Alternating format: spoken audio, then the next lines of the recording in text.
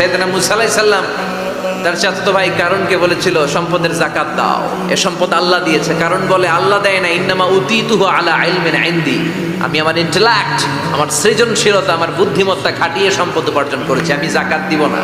মুসা আলাইহিস সালাম বললেন তাহলে আযাবের অপেক্ষা করো। কারণ বলল পারলে আযাব নিয়ে আসো।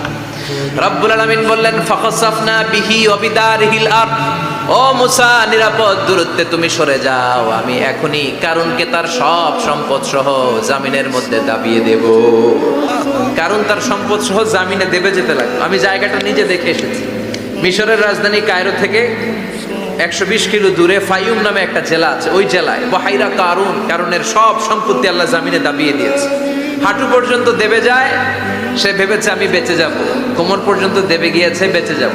গলা পর্যন্ত যখন দেবে গিয়েছে আর বাঁচার সুযোগ নাই। কারণ কয় মুসা সব সম্পত্তি তোরে আর তোর আল্লাহরে দিয়ে দিলাম, আমারে বাঁচা, আমারে বাঁচা, আমি তওবা করলাম। তখন কি তওবার সময় আছে? কথা কন, বাদাল গারগারা, মালাকুল মাউত যখন দেখে ফেলবেন তখন তওবার সুযোগ আছে? আল্লাহ বলে দ্য টাইম ইজ আপ, সময় শেষ, এখন তোমার ঈমান কবুল করা হবে। তার মানে বাদাল গারগারা তওবা কবুল হয় না। এই মৃত্যুর গড়গড়ানি আসার আগ পর্যন্ত চোখের পানি ছেড়ে যদি আল্লাহর কাছে ক্ষমা চান, জীবনের সব গুনাহ মাফ করে দিবে কে?